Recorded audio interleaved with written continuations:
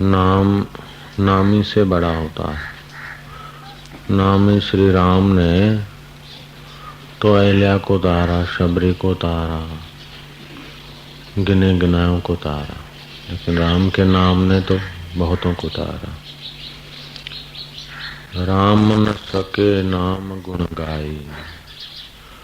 नाम महाराज की कितनी महिमा है वो राम महाराज भी नहीं गा सकते।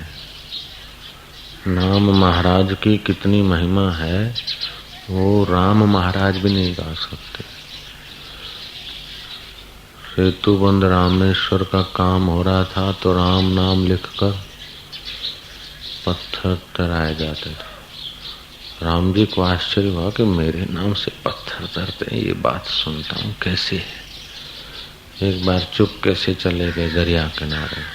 हुआ तो राम जी दरिया किनारे गए चुपचाप अकेला में, सब अपने अपने शिविर में थे, अपने अपने कुटियाओं।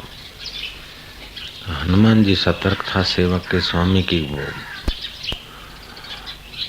बॉडीगार्ड की भी सेवा कर लेता था कहे बिना। तो देखा कि प्रभु ऐसे ही अकारण कहीं जाएंगे नहीं, कहाँ जाते हैं क्या है, और अकेले स्वामी को छोड़ना ठीक नहीं है।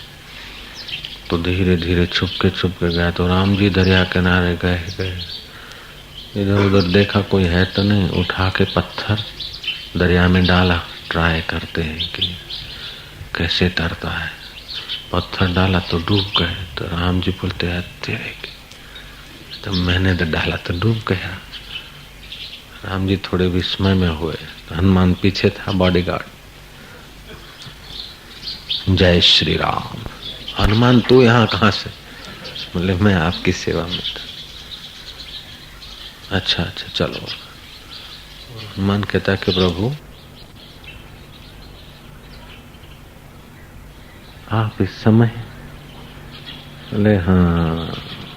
हनुमान समझ गए कि प्रभु ने पत्थर फेंका, डूब गया। प्रभु को हुआ कि मेरे नाम से पत्थर तैरते, ये बात कैसे हो सकती। हनुमान जी समझ गए प्रभु क्या आप किस बात की चिंता में। बोले हनुमान तुम लोग बोलते हो कि आपका नाम लिखकर पत्थर धर देते और तर जाते हैं। मेरे को संदेह हुआ, देखने को आया, तो मैंने तो डाला तो डूब गया। बोले प्रभु ये तो सीधी बात है, जिसको राम फेंके उसको कौन तारे।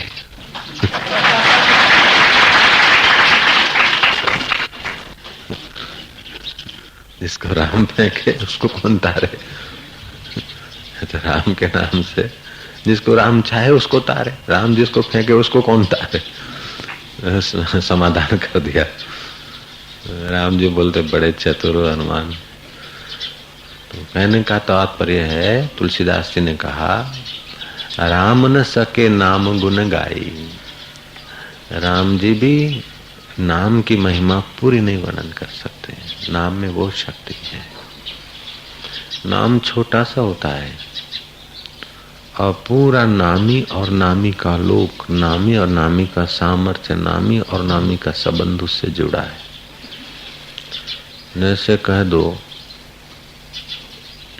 गोविंद, गोविंद नाम आओ, कह दो रमेश भाई, कह दो तो रमेश तो इतना सा नाम है, अब पूरा रमेश उससे जुड़ा है।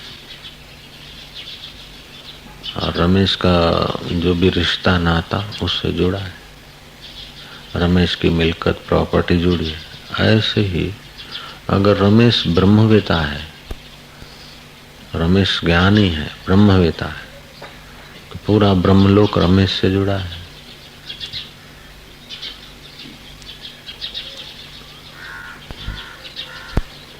नहीं समझे तो नाम तो जरा सा है, लेकिन नाम की महिमा बहुत है। और शंकर जी भी जपते हैं तो और लोग भी जपते हैं। राम भगत जग चार प्रकारा, सुकृति नो चारऊ अनग उदारा। सब सुकृत है, अनग है, अघ मना पाप, निष्पाप है नाम जपने वाले। राम भगत जग चारु प्रकारा, सुकृति नो चारु अनघ उदारा। अनघ है उदार है, क्योंकि जपते समय अपना देह अभिमान, अपना टाइटल, अपना कौन क्या, इसमें सावधान रहना चाहिए समूह कीर्तन में कि स्त्री का आकर्षण पुरुष की तरफ होता है, ये नैसर्गिक है, स्वाभाविक। नीचे के केंद्रों में गिरना ये जीव का स्वभाव है। गिरना स्वभाव है, चढ़ना पुरुषार्थ है। पानी का नीचे बहना ये स्वभाव है, लेकिन तीसरी मंजिल पे चढ़ना ये पानी का स्वभाव नहीं, मोटर की जरूरत है। दूसरी मंजिल पे अथवा तो तुम्हारे मटके तक पहुंचना ये पानी का स्वभाव नहीं है, नीचे गिरना पानी का स्वभाव है। मटके में लाना है तो तुमको झुक के भरना पड़ेगा नल के नीचे, और बराबर मटके में पानी आएगा तो मटका भरेगा। तो तुम लापरवाही करोगे तो मटके का थोड़ा सा मुंह इधर होगा तो पानी नीचे बह जाएगा। पानी का स्वभाव नीचे बहना, ऐसे ही इंद्रियों का स्वभाव है नीचे के तरफ जाना। तो हर जन्म में ऐसा करते आए। बंदर बने थे तो बंदरियों के गुलाम थे, कुत्ते बने थे तो कुत्ती के पीछे पूंछ हिलाते थे। एक कुत्ती और चार चार कुत्ते पीछे होते, और महाराज चिथरे उतर जाते उनकी मारामारी करके, और घड़ी भर के बाद तो मुर्दे होके पड़े रहते बेचारे सुनना, फिर भी पीछे जाते। पतंग एक मरा, दो मरा, 5 मरे, फिर भी तड़प तड़प के मरने जा रहे दिए के तरफ, क्योंकि उनको रूप में आसक्ति होती है। पतंग को देखने की आसक्ति होती है, तड़प तड़प के मरता है। हाथी को टच करने की आसक्ति विशेष होती है, तो हाथिन बनाई जाती है और उसको जाता है स्पर्श करने को। हाथिन होती है नकली, घास फूस की, और खड्डे से वो हाथी खड्डे में गिर जाता है। घास फूस से खड्डा ढका हुआ होता है, उसमें हाथी नहीं खड़ी कर दिए जाते, और हाथी देखता है कि मिसेस बैठे, जाता है नजदीक को तो देख धड़ाक, निकल नहीं सकता।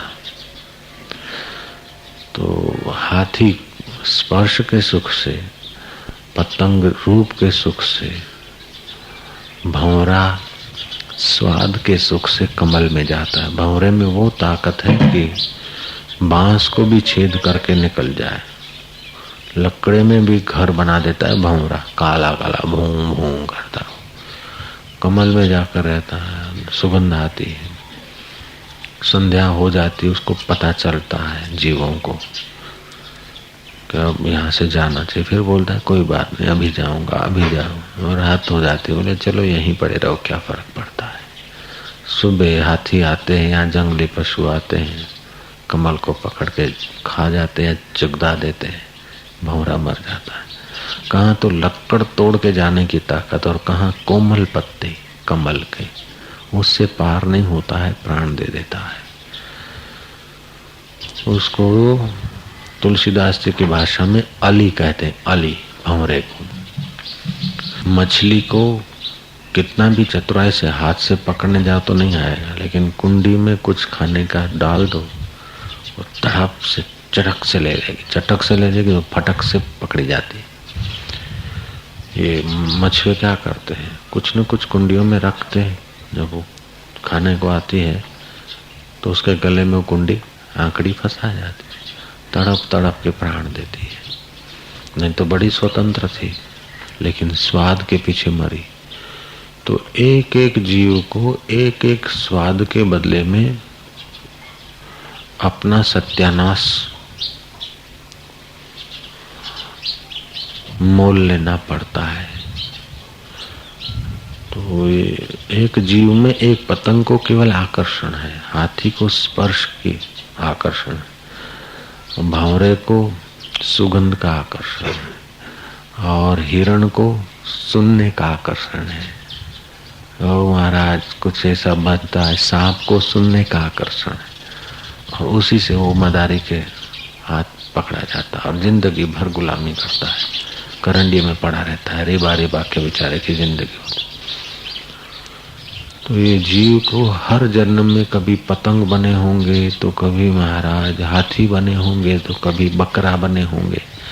तो बकरे को भी सेक्सुअल आकर्षण ज्यादा होता है, भूंड को भी काम विकार ज्यादा होता है। तो ये जो आकर्षण है ये हमारे चित्त में बहुत पुराने पड़े। मनुष्य जन्म है, इन आकर्षणों को एकदम अगर नहीं मिटा पाता है तो शादी करके नियंत्रित जीवन बिता के आकर्षण को मिटाने के लिए शादी का विधान है। तो शादी करे तो कैसे कि आज अमावस है, आज फलाना है, एक ही दिन बच जाता है शायद कभी महीने में संसार भोग का, और उससे गर्भ रह जाए तो जिंदगी भर उसको खिलाओ पिलाओ, और बच्ची बड़ी हो जाए तो जमाई खोजो, नाक रगड़ते रहो, फिर लगे कि संसार में कोई सार नहीं है। जब बुढ़ा हो न पता चले कि कोई नहीं। तो ये आकर्षण का बदला चुकाते चुकाते वैराग्य आ जाए और जीव ईश्वर के तरफ चले, इसलिए शादी की व्यवस्था है। जो सीधा बुद्धिमान हो जाए, अक्ल आ जाए और विरक्त हो जाए, शादी की तैयारी और घर छोड़ के भागने लग जाए, तो महाराज उसके लिए मेहनत कम हो जाती है। जिसके गहराई में आकर्षण पड़ा है उसके लिए तो साधन भजन की तीव्रता, विवेक की तीव्रता, वैराग्य की तीव्रता चाहिए। तो ये साधन भजन करते हैं, उसमें भी सावधान रहे कि कहीं आकर्षण में गिरते तो नहीं। जैसे गिद्दूमल के वहाँ लड़के लड़कियां कीर्तन ध्यान भजन धुन करते थे और उसमें एक दूसरे को देख देख के फंस गए, तो वो लड़की की बेचारी गर्भवती हो गई और लड़का इज्जत का मारा भाग गया। तो इस पूरा बोझा गिद्दूमल को सहना पड़ा और पूरा समाज में भक्ति में लांछन लग गया। ये तो ऐसा हुआ, तो वहां से उनको आश्रम बंद करना पड़ा गिद्दूमल को। एक कुंवारी लड़की की इज्जत बचाने के लिए गिद्दूमल ने घोषणा किया कि ये मेरे साथ इसका व्यवहार हुआ है और हम शादी करते हैं। 17 साल उसके साथ रहे। लड़की जब मर रही थी तो अपनी माँ को बोले कि मेरे साथ शादी तो किया इन्होंने मेरी इज्जत बचाने के लिए, 2 प्राणियों की रक्षा करने के लिए, मेरे पेट में जो बच्चा था उसकी और मेरी रक्षा करने के लिए ये गिद्दूमल सेशन जज ने ये बदनामी मोल ली। लेकिन शादी के बाद हम घर में रहे हैं तो पिता और पुत्री के नहीं। अब मुझे कैंसर है, असाध्य रोग है, जा रही हूँ, लेकिन माँ तुझे बोलती हूँ कि तेरा जमाई नहीं है, तेरा मेरा और सबका पिता है। वो तब कहा और समाज में तो अखबारों में इधर उधर तो भक्ति करने वाले कीर्तन करने वालों का तो नाक कट गया के। एक लड़के ने वो किया और फिर दूसरों के क्या तो साला बधाई बात से जरूर से बजा था तो साला आवाज। तो पूरे बम्बई में उन इलाकों में उनकी बदनामी हो गई। क्यों हो गई कि लड़के लड़के साथ में कीर्तन कर, और उसमें एक कोई गंदा फल होता है ना, पूरा टोकरा गंदा हो जाता है। तो एक आदमी गलती करता तो पूरे मंडल का नाक कट जाता है। तो ये काम तो कीर्तन का तो बहुत बढ़िया है, लेकिन उसमें खास सावधानी ये रखनी है कि हजारों जन्मों के पुराने संस्कार हैं और एक दूसरे की उम्र है, तो कहीं राम नाम जपते जपते वो काम तो जोर नहीं मारता है, कहीं आकर्षण जोर तो नहीं मारता। इसलिए बहनों का झुंड अलग होना चाहिए, बच्चों का झुंड अलग होना चाहिए। उसमें भी जो समझदार है, बुजुर्ग है, जमाने के खाए पिए हैं, अनुभवी, वो कीर्तन करते करते भी मंडल में नजर रखे कहीं ऐसी गलती होने की संभावना तो नहीं हो रही है। पाप पहले आंख से घुसता है, फिर वाणी से पुष्ट होता है, फिर बार बार देखने से और रस्सी मजबूत होती है, फिर के मेरे को कोई वादा नहीं। बड़े बड़े ऐसे फिसल जाते हैं, बड़े बड़े अच्छे अच्छे कहलाना। इसीलिए कीर्तन बहुत हितकर है, प्रभात फेरी बड़ा मंगलकारी। सावधान न रहे और कोई फिसल जाए तो ये उसकी तो बर्बादी होगी ही, लेकिन दूसरे का नाक भी कट जाता है और भक्ति के ऊपर बट्टा लगता है। दूसरी बात खतरे की यह है कि धर्म को जो लोग धंधा बनाते हैं वे लोग धर्म का नाश करते हैं। धर्म धंधा नहीं है, धर्म तो धर्म ही है। धर्म पावड़ियां लेकर, गुरु की पावड़ी लेकर गए, किसी के घर कीर्तन भजन किया, ये यहाँ तक तो अच्छा है। फिर उसके द्वारा आमदनी करना अथवा कोई बोले गुरु जी के चरणों में पहुंचाना ताकि हजारों लोगों की सेवा में लग जाए, और वो रकम वो पैसा रख देना, उस आदमी का तो क्या होगा तो भगवान जाने। उस आदमी को बेचारे को कितना सहन करना पड़ेगा। धर्म को जो धंधा बनाते हैं उनकी तो बड़ी दुर्गति होती है। पुण्याई है तब तक पता नहीं चलता है, जब ऐसा करने से पुण्याई क्षीण होने लगती है तो फिर वो आदमी बेचारे फेंके जाते हैं। आपको कोई मान देता है तो समझो भगवान और गुरु की प्रसादी को मान दे रहा है, और उस प्रसादी का मिसयूज करते ही वो प्रसादी वापस खींच ली जाती है। फिर जो आपको हजार हजार आदमी मान देते थे, वो 1000 में से 500, 500 में से 200, 200 में से 10 और 10 में से 2 हो जाएंगे, और 2 भी तुम्हारे अंदर से तो दुश्मन हो जाएंगे।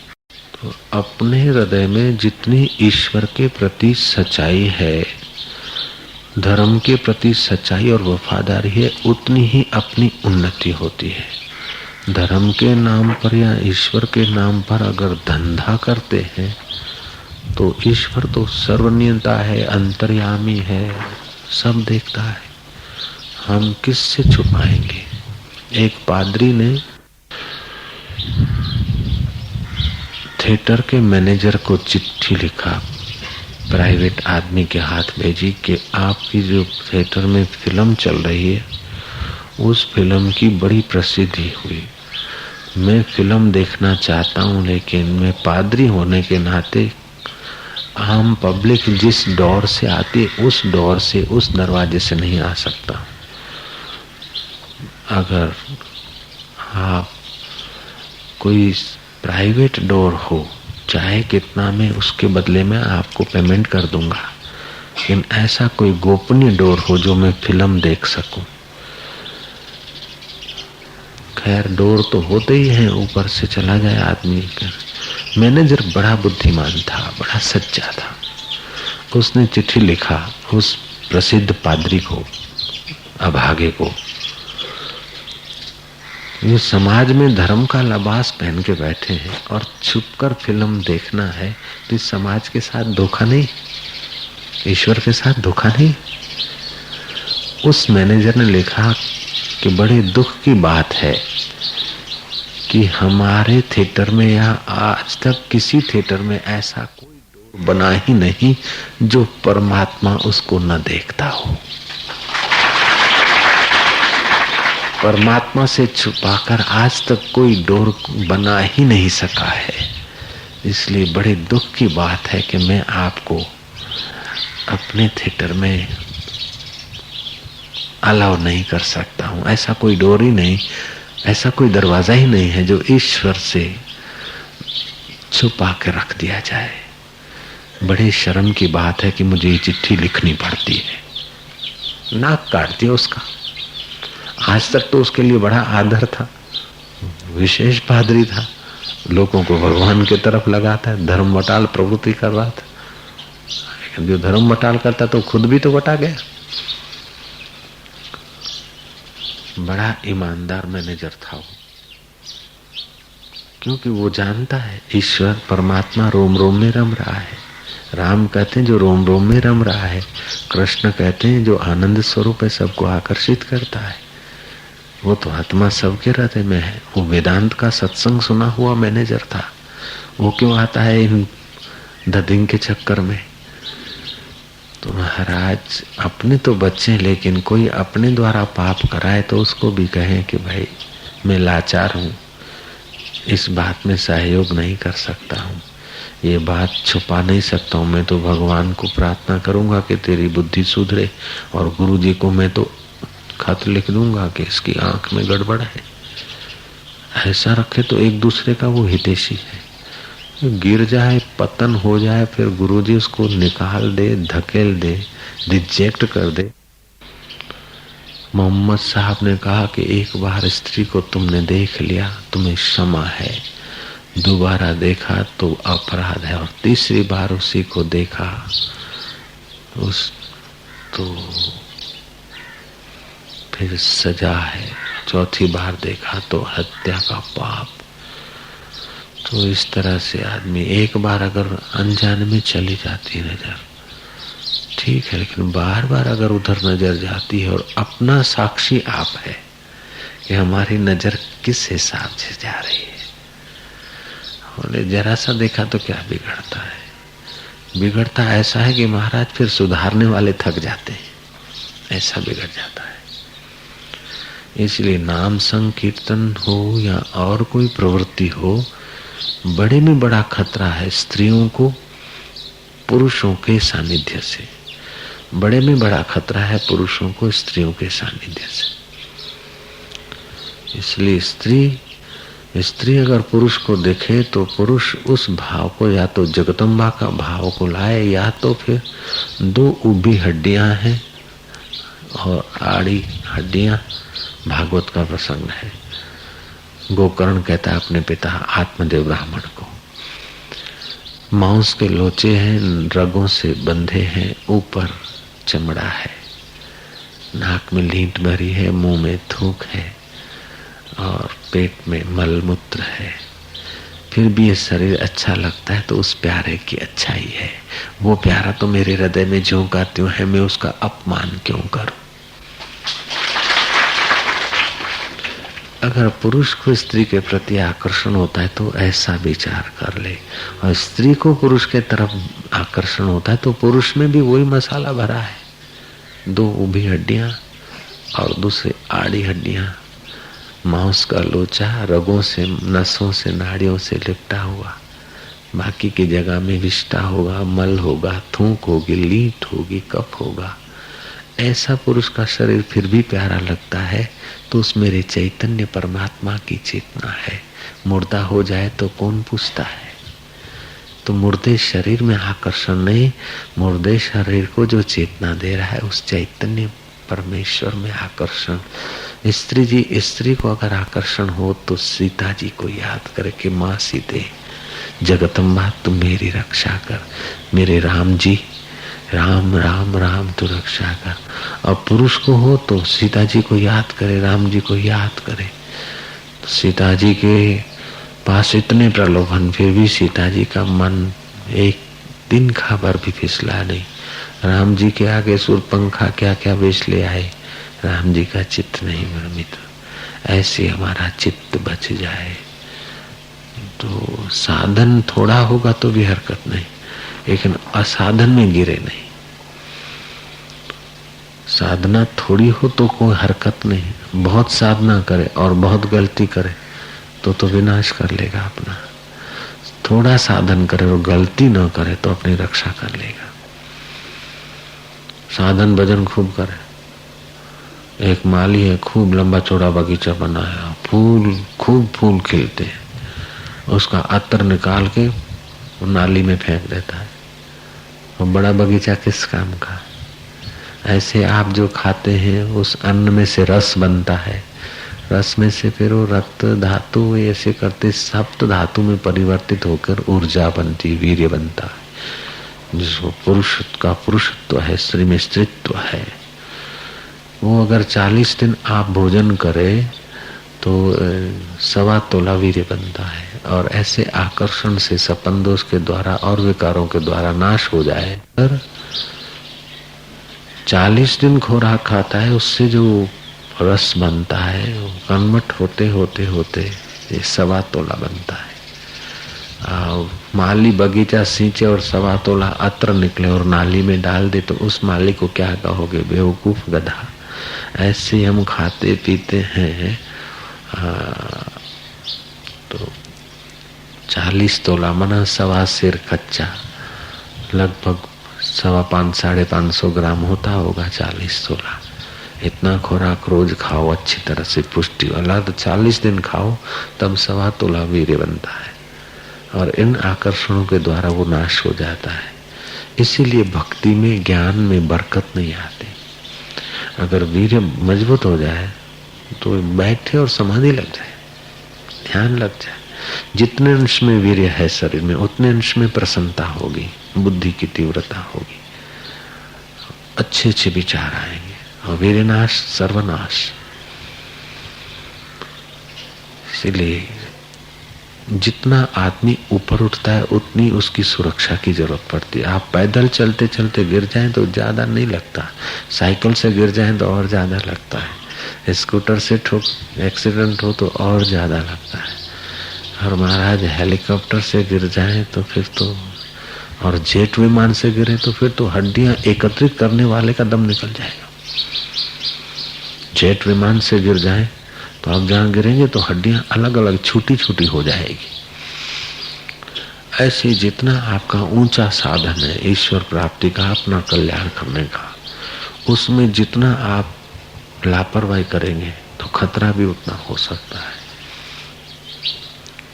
इसलिए खूब सावधान रहना चाहिए, सतर्क रहना चाहिए। आप तो रहे, लेकिन आप जिसको प्यार करते ना उसकी आप निगरानी करो, आपकी वो निगरानी करे। एक दूसरे को बचाओ, एक दूसरे की गलती को पोषण मत दो, सहयोग मत दो, एक दूसरे की गलती को निकालने की कोशिश करो। सच्चा मित्र वो है जो अपने मित्र की गलती उसके मुंह पे कह दे और उसको गलतियों से बचाए, वो सच्चा मित्र है। जो गलतियों में सहयोग करता है वो तो गुंडा है, बदमाश है, वो तो शरबत के गिलास में जहर डाल कर देने वाला शाकुनी जैसा आदमी है वो तो। शाकुनी अपने उस सेनापति को दे देता है ना, जहर दे देता है। कसूर शाकुनी का है, सेनापति का नहीं। तो महाराज मित्र का धर्म निभाना चाहिए। मित्र के रुपए बिगड़ते हो तो कोई बड़ी बात नहीं, मित्र का मकान दुकान गिर जाता हो तो इतना खतरा नहीं जितना मित्र का चरित्र गिरने से मित्र को खतरा होगा। इसीलिए एक दूसरे की रक्षा करें, सहेली सहेलियों की रक्षा करें, साधक साधकों की रक्षा करे, साध्वियां साध्वियों की रक्षा करे। इतना काम तुम कर लो, बाकी का जो भी प्रॉब्लम होगा, रिद्धि सिद्धियों का आकर्षण, दूसरा देव दानव का सूक्ष्म अटैक, वो सब हम बैठे।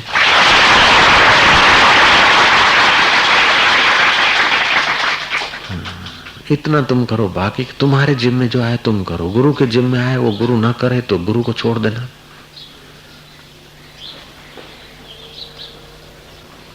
ईश्वर के जिम्मे जो आता है ईश्वर न करे तो ईश्वर को छोड़ दो, लेकिन ईश्वर कभी ऐसा नहीं करते। ईश्वर के जिम्मे जो आता है वो बिल्कुल पहले से कर देता है। हम लोगों ने जन्म लिया, माता के गोद में आए तो क्या हमारे बाप ने या हमारे दादा ने या हमारे दोस्त ने व्यवस्था किया कि माँ के स्तन में दूध आ जाए? ईश्वर को जो करना है वो पहले कर रखा है, बाद में हमारा जन्म हुआ है। बिल्कुल सीधी बात है। परमात्मा को जो करना चाहिए वो आपसे पूछ के नहीं करेगा, आपके आने के पहले तैयार रखेगा। हम घर छोड़ के भागे और हमारे को जब भोजन की जरूरत पड़ी तो मेरे को भूख लगने वाली है, उसके पहले तो भोजन लेकर लोगों को रवाना कर दिया और मैंने सोचा अब कहीं नहीं जाऊंगा, यहीं बैठ के खाऊंगा। तो आ गए महाराज हम आपकी सेवा में। ईश्वर कितनी रक्षा करता है, ये बिल्कुल प्रत्यक्ष अनुभव है। ऐसी ऐसी जगह पे जो गए कि जहाँ कोई परिचय नहीं और मांगना नहीं है, आके सेवा करने वाले आ गए। ऐसी जगह पे गए कि जहाँ शराबी हो, गुंडागर्दी हो, तो सब में मैं हूँ तो चलो फिर उस इलाके में गए तो शराबी मिले। नदी के उस बनास नदी के बेट में दारू की भट्टी चलती थी, वहाँ रात के समय गुजरे तो ऐ बाबा का बच्चा साधुड़ा इधर आओ। हम गए और लंबा बढ़िया धारिया, बड़ा एक छोटे धारिया, बड़ा फर्स्ट क्लास धारिया और चमचमाट। वो शराबी ने धारिया उठाया, ये बाबा का बच्चा इधर आ गए। मेरे कंधे पे धारिया रख दिया, गर्दन काटने की सेटिंग कर दी उसने। बोले खींचूं? तेरी मर्जी।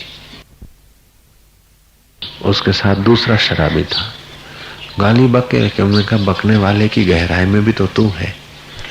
धारिया खींचने के जरा सा गलती से भी यूं खींच देते तो कम से कम 10-5 टांके आते। ऐसा धारिया रख दिया मेरे गले। बिल्कुल घटित घटना बता रहा हूं, डीसा की बात, जब मैं अज्ञात रहता। धारिया खींचने वाले को सत्ता तो मैं ही दे रहा है, मेरा चेतन ही दे रहा है। अगर तेरी मर्जी खींच, क्या फर्क पड़ता है।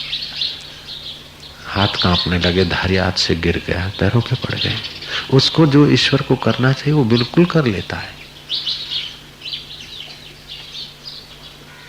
उस वक्त हम कहते कि भाई साहब आऊ ना कर, माफी मांगू छू, आम करके बावाना बच्चा मफतનું ખાઈને दारू ना पीवू जो आऊ बोलो छो, आम करो छो, मफतનું खाओ छो, ऐसा करके वो घसीट देता। हमको जो करना चाहिए, दारू से बचना चाहिए, ऐसा हम मानते हैं तो हम तो अडिग रहे उस पर। उसको खींचने का विचार हुआ गर्दन, हालांकि उसको तो हमने कुछ कहा नहीं था। उनको ऐसा पता होगा कि साधु बाबा दारू छुड़ाते, दारूडियों को जरा ठपका देते, तो साधु बाबा मिल गए तो जरा अपना रोष निकाला। किसी साधु ने कहा होगा, उसको नहीं कहा होगा, भगवान जाने, लेकिन उसको साधुओं के प्रति बड़ी नफरत थी, शराबी को। और शराबी को तो होता ही है, उसकी दुनिया अलग होती है, तो वो नफरत हमारे ऊपर से कसर निकालना चाहता हूँ। ठीक है, भगवान ऐसा नहीं कि श्री कृष्ण दिखते तभी वो भगवान है, नहीं, वही कृष्ण अपना आत्मा है, वही राम अपना आत्मा है। भगवान है तब बोलते तभी भी भगवान की सत्ता से, भगवान नहीं है बोलते तभी भी भगवान की सत्ता से। कोई कह दे कि मेरे मुंह में जीव है तो भी जीव से बोलता है, कोई कह दे मेरे मुंह में जीव नहीं है, मैं कसम खा के बोलता हूँ, मेरी कसम खा के बोलता हूँ, जीव बीव जैसी कोई चीज ही नहीं है। ऐसे कोई बोले मैं कसम खा के बोलता हूँ, भगवान भगवान जैसी कोई चीज नहीं, फिर भी तो उसी की सत्ता से बोल रहा है। वो ऐसा है। सो साहेब सद सदा हजूरे, अंधा जानत ताको दूरे। वो तो हाजरा हजूर है। तुम सत्कृत्य करते हो तो वो तुम्हारी बुद्धि को उचित प्रेरणा देकर तुमको अपने नजीक लाता है, और तुम दुष्चरित्र होते हो तो तुम्हारी बुद्धि को छूट दे देता है, चाह तेरी मर्जी। तो फिर वो बुद्धि विनाश के तरफ ले जाती है। विनाश काले विपरीत बुद्धि। लालजी महाराज के पास एक युवक सन्यासी आया। लालजी महाराज प्रतिदिन मूर्ति राम जी की, सीता जी की, राम दरबार की जो मूर्ति थी राज्याभिषेक की, उसकी पूजा करते थे। अपने मंदिर बनाए थे उन्होंने अपने कमरे में।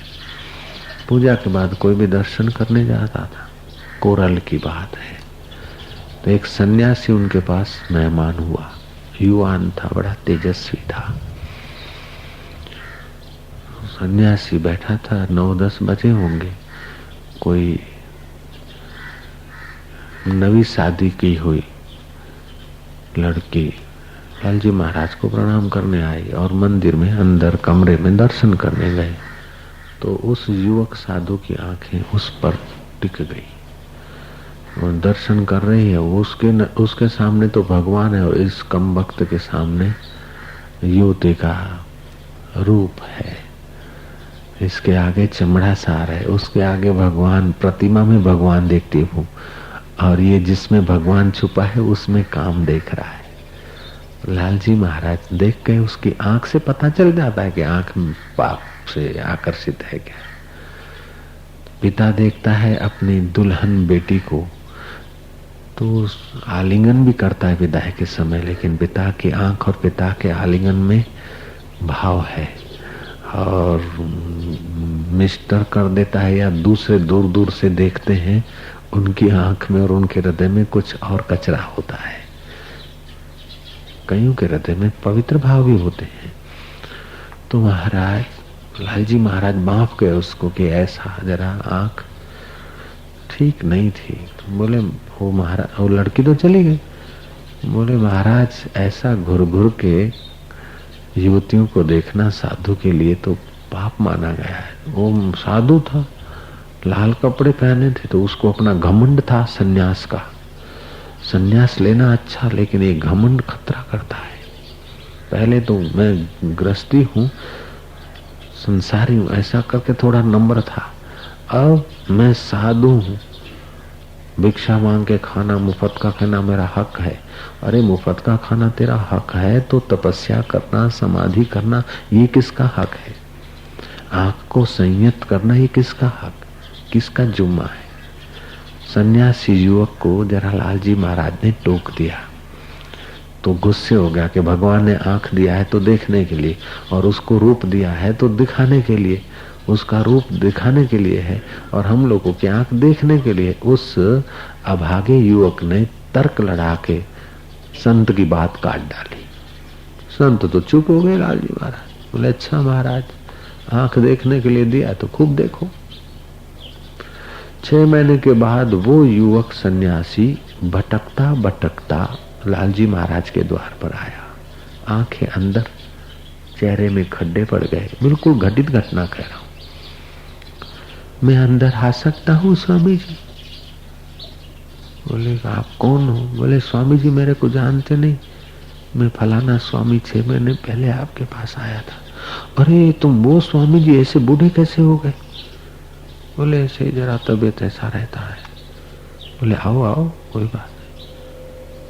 बोले मेरे साथ 3 मूर्ति और भी है। बोले बुलाइए। और 3 मूर्ति में एक युवती सन्यासी और 2 बच्चे, तीनों को लाल कपड़े, कायस्थ साधु के कपड़े। संत आदमी लालजी महाराज ने भोजन कराया। फिर वो जब स्नान करने को नर्मदा किनारे गया तब उस युवती से पूछा क्या बात है? बोले मेरा पति गुजर गया था और ये बाप जी आए और फिर हमारा संबंध हो गया। अब हमारा पति पत्नी का संबंध है लेकिन कमाने में जोर आता है, इसलिए हमको भी सन्यास के कपड़े दे दिए और 2 बेटों को भी दे दिए। और स्वभाव बड़ा तीखा है, भीख मांग के तो खिलाता है और मारता खूब है। उस सन्यासी को अकेले में ले गया कि स्वामी जी क्या हाल है, क्या बात है, ये 3 मूर्ति कौन है?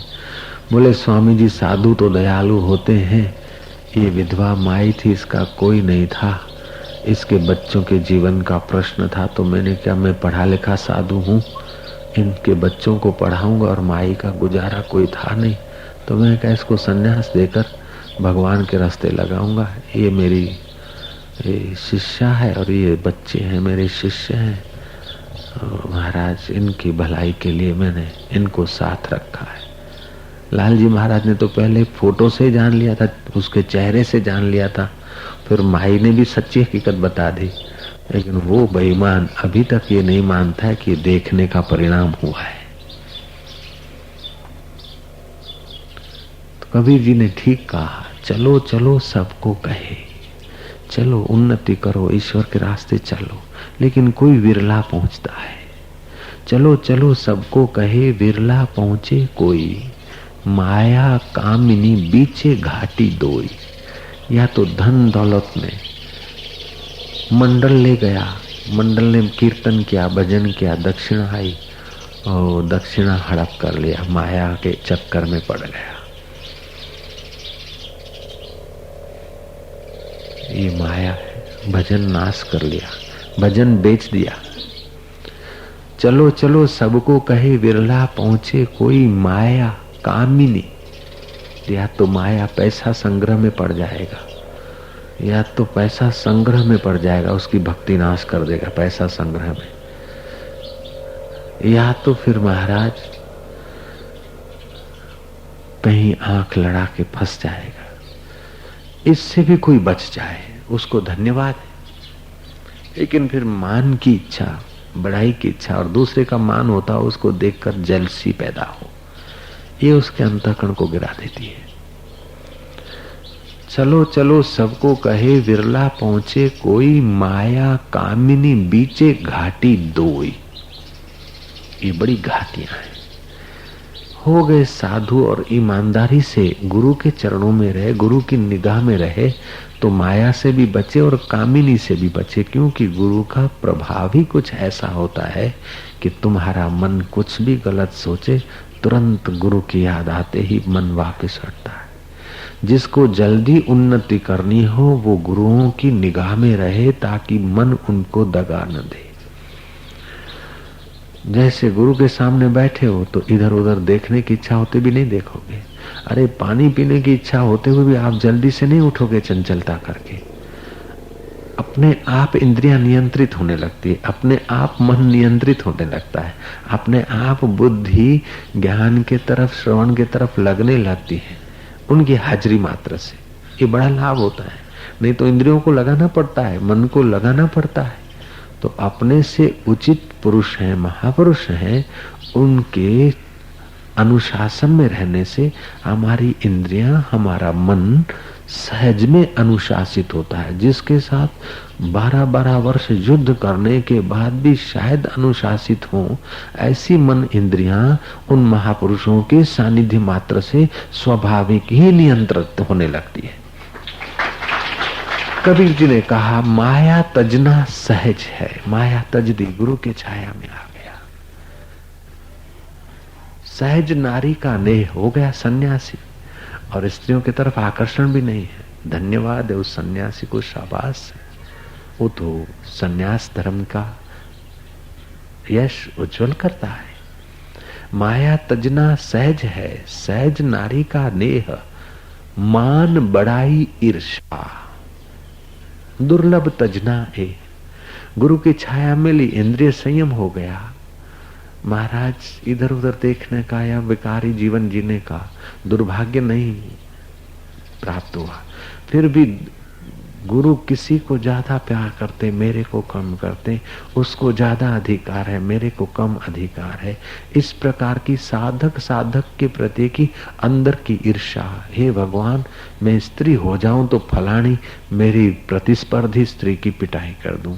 हे भगवान, मैं लड़का हो जाऊं तो फलाना लड़के की पिटाई कर दूं। ऐसी दुर्वासना भी आ सकती है। ये ईर्ष्या है, जेलसी है। किसी के प्रति ईर्ष्या करने से अपनी प्राण शक्ति, मन शक्ति का ह्रास होता है। तो मान बड़ाई ईर्ष्या दुर्लभ तजना एह।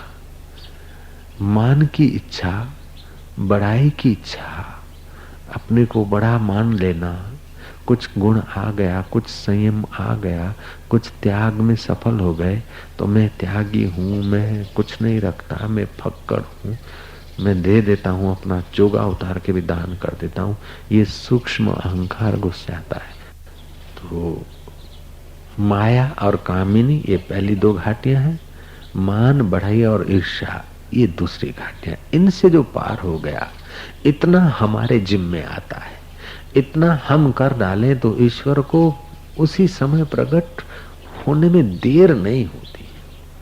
वो तो सदा प्रकट है। अगर हमारी आंख खुल जाए, इन घाटियों में से आंख निकल आए, बच जाए तो आंख खुल जाएगी। ईश्वर को प्रकट होने में देर नहीं, वो तो सदा प्रकट है। सो साहेब सद सदा हजूरे, अंधा जानत ताको दूरे। जिसको आंख नहीं उसको दूर दिखता है।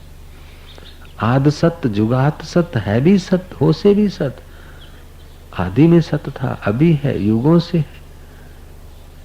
आंख का पलकारा गिरने में समय हो सकता है, लेकिन ईश्वर को प्रकट होने में उतना समय नहीं।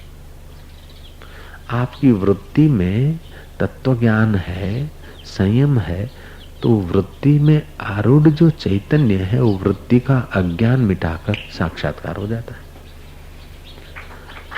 तत्व ज्ञान सुनने से साक्षात्कार नहीं होता है। भगवान के श्री विग्रह के दर्शन करने से भावनाएं पवित्र होती है।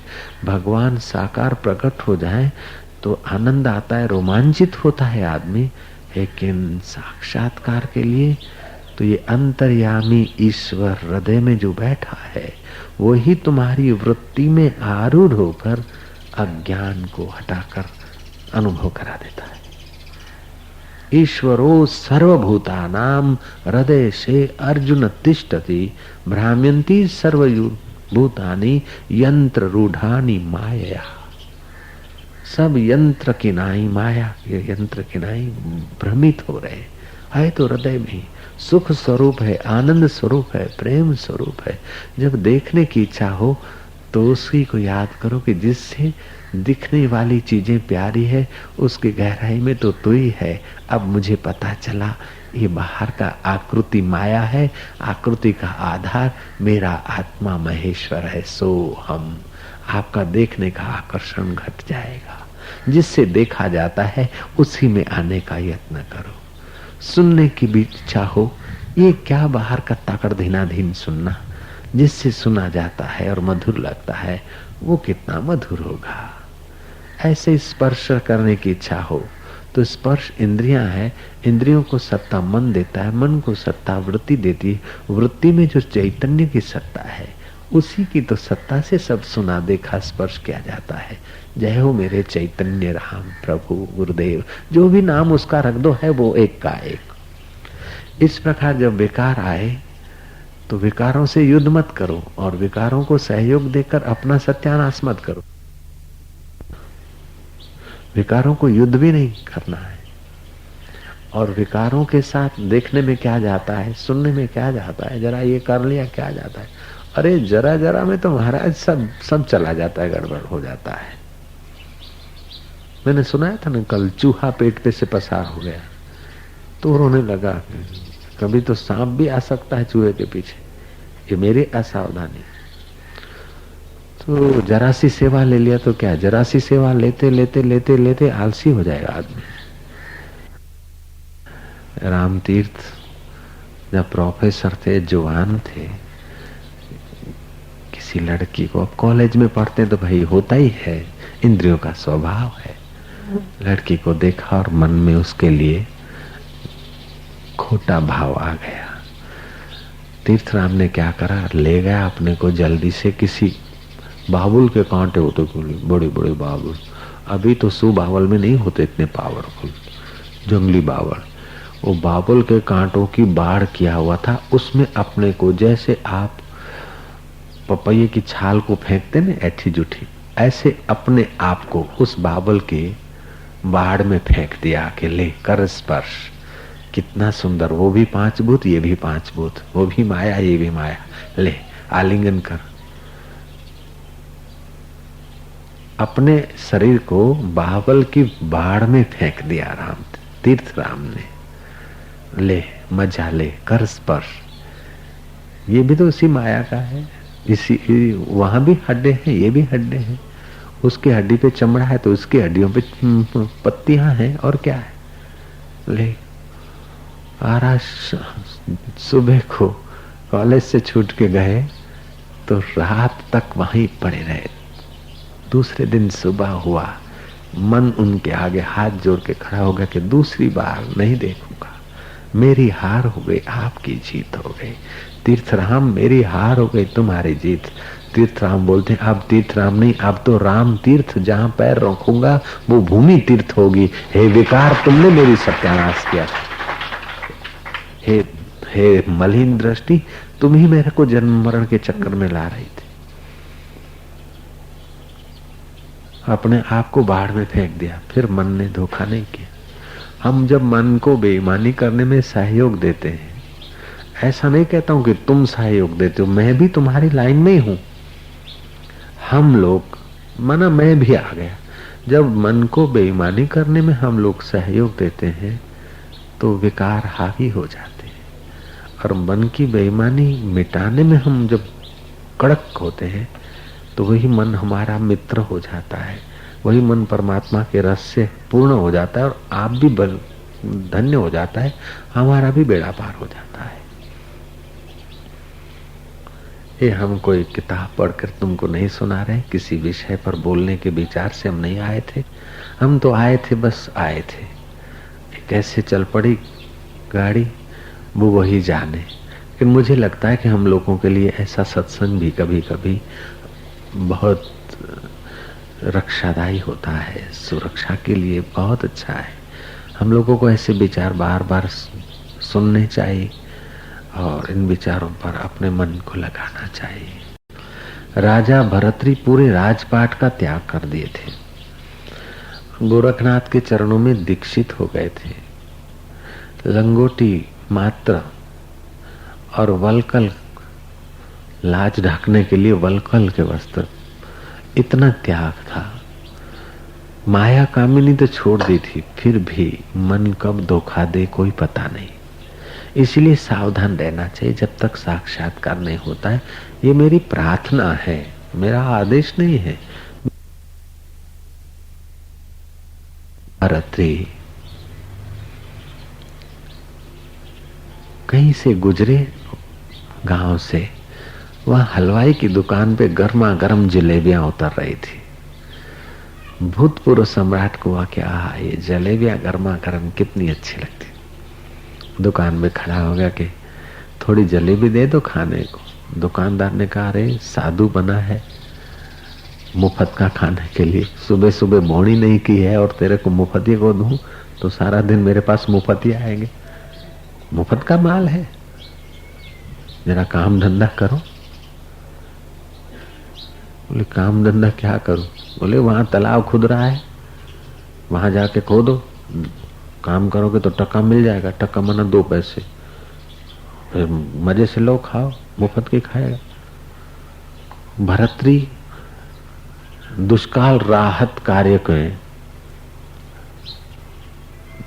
मजूरी करने गए। दिन भर फावड़ा चलाया, कुदाड़ी चलाई, टोपले भरे, तालाब खोदा और महाराज टक्का मिल गया। और टक्के की जिलेबी ले आए और टक्के की जिलेबी 2 सेर, वो जमाने की।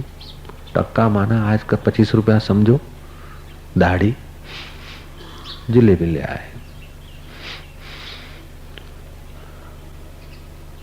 जिलेबी लेकर पूरे टक्के की ले ली और वाह के देख, दिन भर मेहनत किया, देख आज खा ले भर पेट। उससे पूछा कि भाई नदी बदी इस गांव में? बोले नदी नहीं, एक वो बड़ा तालाब है उस तरफ जहाँ खोदने गए, उसकी दूसरी दिशा में।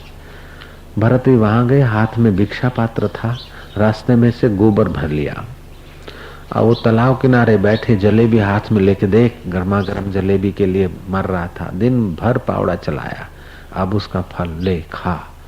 होठों तक जलेबी लाए, दाएं हाथ से होठों तक जलेबी लाए और बाएं हाथ से गोबर का कोर भर के मुंह में धर दिया और वो जलेबी पानी में फेंक दी। फिर दूसरी उठा के ले ले खा ले।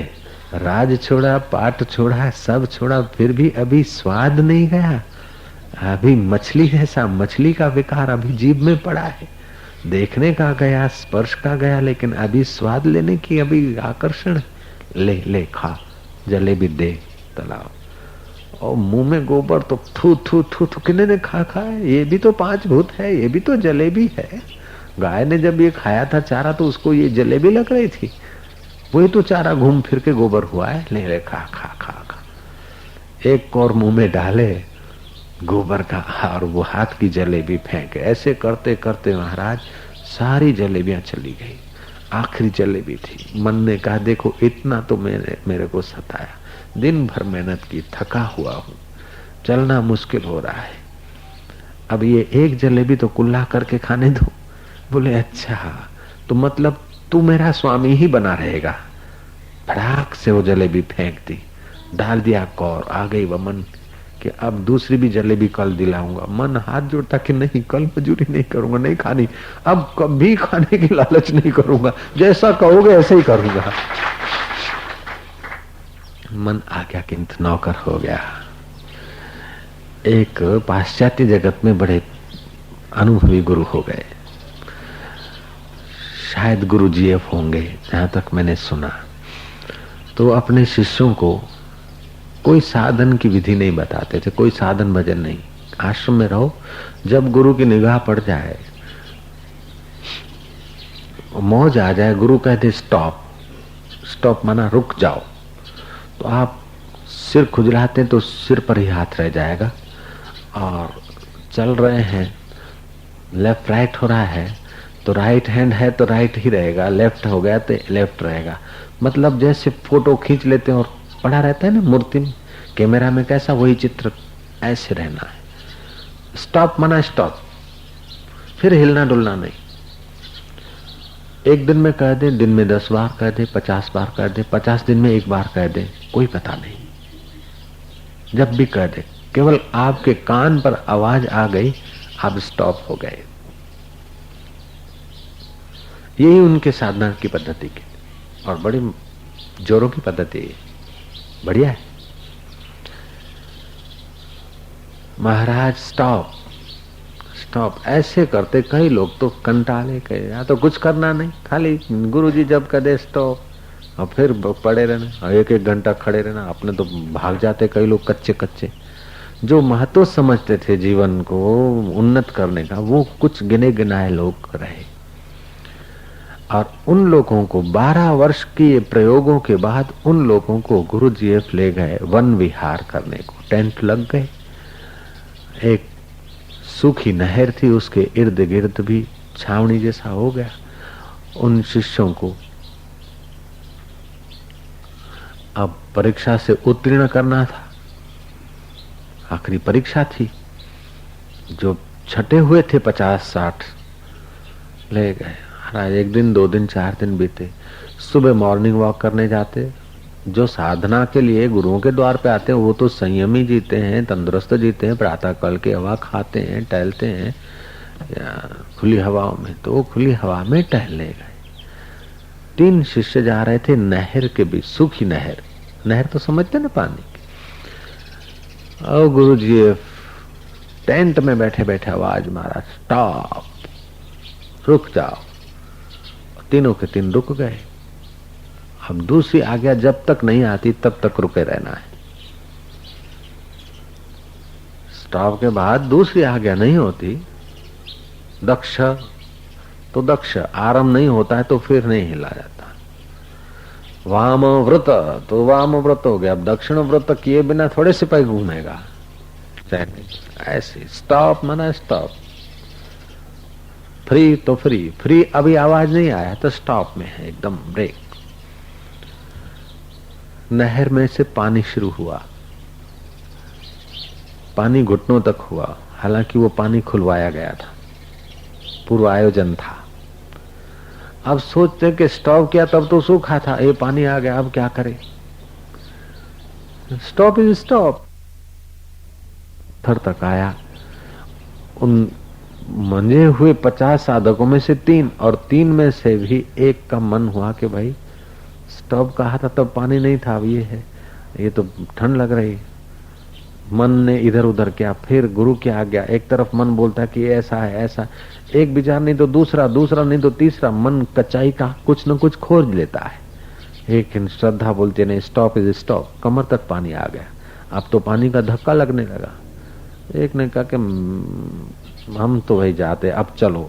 वो दूसरे पक्के रहे। एक निकल गया। तंदुरुस्त तो होंगे, शरीर होगा तो साधना करेंगे, शरीर नहीं होगा तो क्या साधना करेंगे, बीमार पड़ेंगे तो क्या स्टॉप होगा। ऐसा मन के धोखे में वो आ गया, निकल गया। दूसरे के कमर तक पानी आ गया। महाराज कमर से ऊपर उठा, छाती तक आया। तब दूसरे के मन ने जाल बुनी कि वो निकल गया। गुरु जी ने उसको डांटा कुछ नहीं, शायद ऐसा ही होगा, सूखे में ही होगा। अब आपने इतना तो सहा। गुरु जी भी जानते कि 2 घंटे बैठे रहे, स्टॉप में रहे, हम क्या करें, अब तो गिर रहे। महाराज दूसरे के मन ने भी हाँ ना किया। और कभी तो गुरु की आज्ञा दिखे तो रुकना है, और मन का कुछ न कुछ आइडिया लड़ावे। तुम मन में संघर्ष हुआ। मन की 2 धारी तलवार होती है। एक तरफ तो अच्छी बढ़िया बात होती है, दूसरी तरफ अपना करवाता है कि चलो जरा। दूसरा भी कुछ समय में निकल गया। तीसरे का पानी बढ़ता कंधे तक आया। महाराज पानी दाढ़ी को छुए हुए जा रहा है। शांत था पानी, ज्यादा तेज बहाव न था, और आगे उसको बंद करा दिया गया था। पानी भरना था उसके नाल में, परीक्षा करनी थी, पूरी व्यवस्था थी, पूर्व आयोजन था। महाराज वो दाढ़ी तक पानी आया। अब मन कहता है कि होठों को छू रहा है, अगर अब रुके रहें तो मर जाएंगे। फिर भी मर जाएंगे तो मर जाएंगे, गुरु की आज्ञा में मर जाएंगे तो घाटा ही क्या पड़ेगा। Stop is stop, no argument. फिर मन आर्ग्यूमेंट करता, बोले no argument, stop is stop, no argument. महाराज वो होठों तक पानी छू के जा रहा है। करीब करीब कभी पानी की हल्की सी लहर नाक को छूती है। श्वास लेने की अब तंगी हो रही है। अच्छा और नहीं तो हटे नहीं, कम से कम श्वास लेने के लिए सिर तो ऊंचा कर ले। फिर कहता नहीं, order is order, no argument. What you thinking my mind, guru order is final order. अब पानी नाक को छू रहा है, लेकिन भीतर से ऑर्डर इज फाइनल ऑर्डर। महाराज वो ऐसा कुछ झटका लगा कि उसका मन और प्राण चटाक से तीसरे नेत्र में ऐसे फोर्स से पहुंच गए, दृढ़ता के। तीसरी आंख खुल गई। तो शिष्य को कुछ दुर्लभ चीज मिलती है तो गुरु को उसी समय पता चलता। भागते आए, oh good good good, order is order, order is order, शाबाश बेटे। अब तो ये जल पर ऑर्डर करेगा तो जल रुक जाएगा, थल को ऑर्डर करेगा थल, और नक्षत्र को ऑर्डर करेगा तो नक्षत्र रुक जाएगा। क्यों? कि तेरा मन पर नियंत्रण हो गया। जिसका मन पर जितने अंश में नियंत्रण है उतना और चीजों पर नियंत्रण। अब इस जल को कह के रुक जा, शम जा, अलोप हो जा तो हो जाएगा, क्योंकि ये स्थूल है, तेरा मन सूक्ष्म परम सूक्ष्मता में गया है। ये हो गई साधना। इसीलिए कबीर जी ने ठीक ही कहा है, आज्ञा सम नहीं साहिब सेवा। गुरु जी ने कह दिया कि जाओ बेटा पानी का गिलास भर के ले आओ, मुझे बहुत प्यास लगी है। झीला भरने गया, भर के ला रहा है। गुरु जी बोलते हैं बेटा ढोल दे। गुरु जी आपको बहुत प्यास लगी है, आप पी लो, दूसरा ढोल दूंगा। अरे मूर्ख, क्या किया तूने? मेरे गुरु जी प्यासे रह जाए, ये मेरे से नहीं सहन होगा। अरे गुरु जी के मुंह पे तो जूता मारता है और पैरों पे दंडोत करता है। गुरु जी ने कह दिया तो बोले गुरु जी की पहली आज्ञा मानूंगा कि गुरु जी को पिलाऊं, फिर दूसरा ढोलूंगा। ये होते मन के हठी दुराग्रही। गुरु ने कहा कि ये करना है, फिर दूसरी ऑर्डर दे दिया कि ये नहीं, ये करना है। तो कि घड़ी में आम के छन, घड़ी में आम के छन ना, तो तुम मन के गुलाम। गुरु को क्या पसंद है, क्या संकेत है, उसकी खबर शिष्य को पड़ जाना चाहिए, और उसके अनुसार अगर ढलने लग जाए, उसके अनुसार करने लग जाए, तो ये माया तजना सहज हो जाएगा, नारी का नेह तजना सहज हो गया, मान बढ़ाई ईर्ष्या से बचना सहज हो जाएगा।